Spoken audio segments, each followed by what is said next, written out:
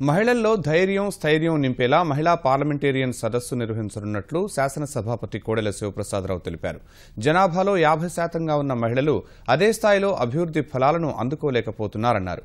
అమరావతిలో జరగనున్న జాతీయ మహిళా పార్లమెంటు సదస్సుకు సంఘీభావంగా గుంటూరు మార్కెట్ కూడలిలో 2 కిలోమీటర్ల నడక నిర్వహించారు. స్పీకర్ కోడెల శివప్రసాదరావు కార్యక్రమంలో పాల్గొన్నారు.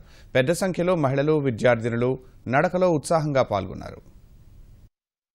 ఉమెన్స్ పార్లమెంట్కి సంఘీభావంగా ప్రదర్శన నిర్వహించడం మహిళలకు ఒక ఆత్మస్థైర్యాన్ని కలిగిస్తుంది, విశ్వాసాన్ని కలిగిస్తుంది. నేను ఒక్కటే కోరుతున్నా, ఈరోజు ఆడబిడ్డలు సమాజంలో ఎదుర్కొంటున్నటువంటి అనేక సమస్యలు, ఆడబిడ్డలంటే అబార్షన్ చేయించడం, అదేవిధంగా వివక్ష చూపించడం, అదేవిధంగా కించపరిచేటట్టు యూటీజింగ్, లేకపోతే వరకట్న వేధింపులు, లైంగిక వేధింపులు, ఇలాంటివన్నీ కూడా పోవాలి. అదేవిధంగా ఎప్పుడైతే ఇవన్నీ పోతాయో ఆడబిడ్డలో ఒక ధైర్యం, ఆత్మగౌరవం, నమ్మకం, విశ్వాసం వస్తుంది. ఆ విశ్వాసంతో జీవితంలో ఎదగడానికి ప్రయత్నం చేస్తారు.